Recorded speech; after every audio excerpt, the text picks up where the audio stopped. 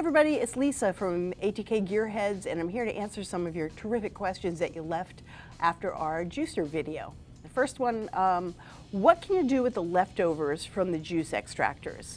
You know, the pulp jar that you accumulate when you're processing things through a juicer. They wanted to know if there were any recipes for it. I gotta tell you, I actually tasted, because I eat everything, I went and tasted the contents of the discard jar from the Omega juicer, and they tasted like wood chips. They were wrung out. There was no flavor there anymore. So you don't really want to cook with them. They're not going to add anything except maybe fiber. Not much you can do to make them edible. The ones from the Breville were a little less dried out, but they still didn't have much flavor. And I understand you can find some recipes online for them, or put it in muffins for fiber or whatever. But honestly, your best bet is to compost them. Someone else asked, is there a difference between juicing citrus in a juicer like Centrifugal or Masticating juicer, or do you have to get a dedicated citrus juicer?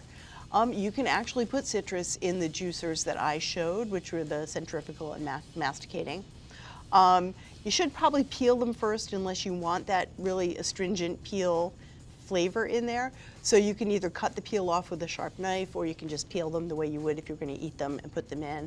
And yeah, you can definitely juice that way. Someone else asked about the difference between juicing versus making the same kinds of things in a blender. Well, you know, obviously the outcome is going to be different. It's juice rather than a smoothie. Juicers are going to grind up whatever you put in them and give you the liquid juice. With the blender, you're chopping everything up very finely, and sometimes you actually have to add liquid like orange juice or apple juice or even water to just kind of loosen it up and make it into a beverage. If you don't like the idea of taking all that fiber out and just having juice, you probably want to use a blender. But if you're going to need a really good blender, if you're going to be seriously chopping up a lot of fruits and vegetables into a drink on a regular basis, so probably you want to go for something like our recommended Vitamix, which can really handle anything. Great question. Someone asked about cleaning the juicers, the Masticating and Centrifugal juicers. They do have a lot of parts. The biggest tip we learned the hard way is that you don't want to leave that stuff to sit and dry out.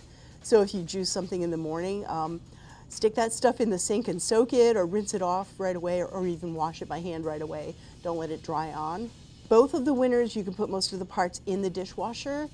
You don't really want to put the blades in there, even though it's tempting, because over time the corrosive dishwasher soap and the hot environment and the pressure from the jets will actually shorten the life of those blades over time. So you don't want to do that. And they come with scrubber brushes, so you can really detail them if you need to. I mean, with any kind of juicer, there are parts and there is some washing involved and some cleaning. So it's part of the package, but the ones we picked were actually pretty easy to clean, and you can put a lot of the parts in the dishwasher. Or if you're doing them by hand, which I did over and over when I was working with them, it doesn't take long. You just soap and water, rinse well, put them in the drying rack to air dry, and you're good to go. Some of the other ones we tested had a billion tiny parts that you could easily lose, and yeah, we don't want to go there. A great question, why didn't we test the horizontal style of masticating juicer? We actually did test a few models. One of them we did recommend with some reservations. It was an Omega model, and it was one of the slowest models in the lineup, which you think it doesn't really matter, it kind of does. And food also sometimes got stuck in a gap between the feed tube and the auger, and the tamper wasn't quite long enough to reach it, so it wasn't quite as good as the vertical one. The other one we did not recommend. If you want to see the full results of our testing, just go to americastestkitchen.com. It is behind a paywall. You have to be a member, but then you get all of our testings and tastings and recipes and everything else. So I recommend it. Someone asked about the juicing attachments for KitchenAid stand mixers. We haven't tested that particular attachment yet, but we have tested other optional attachments. And so far we like a few of them. I can give you a real quick lowdown. We love the meat grinder. We like the pasta roller, but not the gourmet one, just the regular one. We don't recommend the ice cream maker, but we kind of like the spiralizer. Anyway, hang in because we are testing them as we go along. And that's it for today. I hope we'll see you next time on Gearheads.